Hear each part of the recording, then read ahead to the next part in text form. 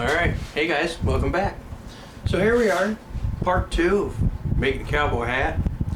Now, as you can see, I got the parts cut out and I got them kind of stitched together. You can see I've only got one part started here. I've got to go back around on the other side. Now, I did make a mistake.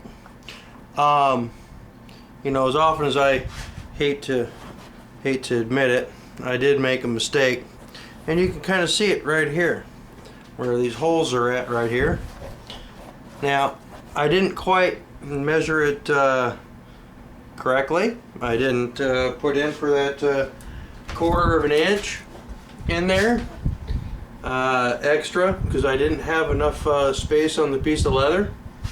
Because remember when I said I had to put it on my head to see how it fit? Well, it was a little tight, and so being as it was a little tight, I had to cut a little bit out, and it made it a little bit wider. So the top part didn't fit either, because, well, it didn't have the right stitch count. You can see back here I tried to increase the amount of stitches by giving it a few more curves, kind of like a racetrack, give it a little bit more, but it didn't work. So I went and I cut the largest piece that I had, and I cut it, and it came out just right. 52 stitches as the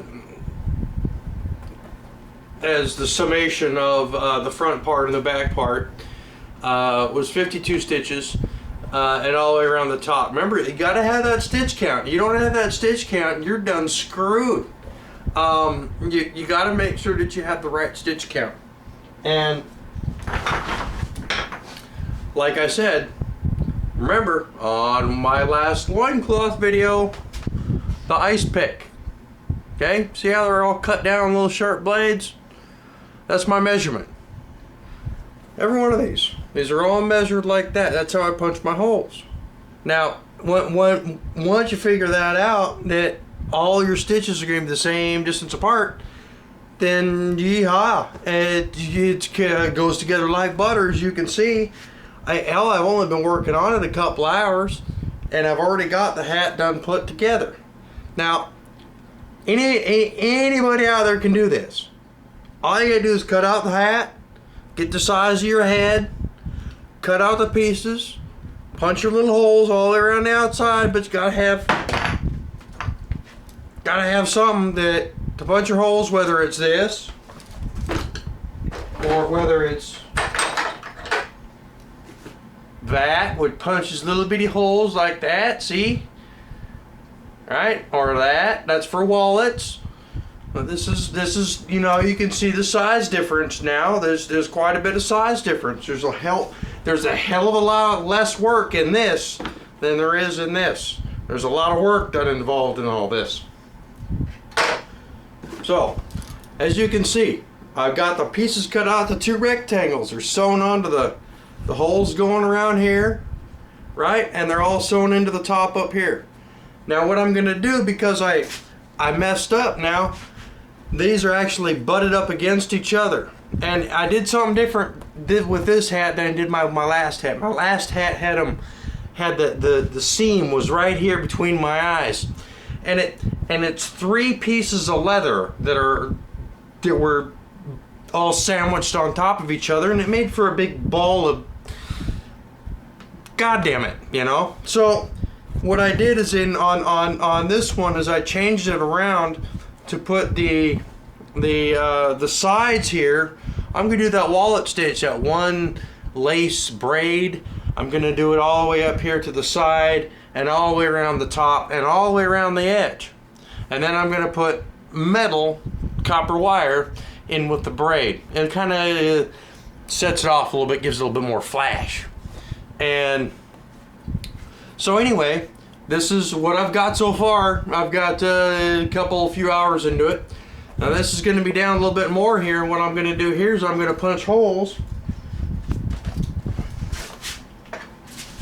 with this. This is the best hole punch in the world, solid freaking iron. Alright, you ain't gonna bend this one. Now, what I'm going to do is I'm going to go inside here like this, and I'm going to punch holes going all the way around this outside here. All right, and then that allow me to do that wallet braid around the outside, give it a little bit more extra flash, and up the sides. And I was thinking about doing it around here, but I don't think it'd work. I think it'd be too tight and squishy on my head. I don't want that. So I'll just go with the regular old hat band. But for anyway, this is part 2. Kind of gives you an idea of how it's all put together. Now remember, you got to have that stitch count. You don't have that stitch count, you're screwed. Unless, well, you're kind of creative and you know what the hell you're doing, you can kind of figure it out. Add in a few stitches here and there, like I did with the little racetrack thing. Now, I'm gonna leave it off for here right now. Boy, damn, I look like a hillbilly with this thing on.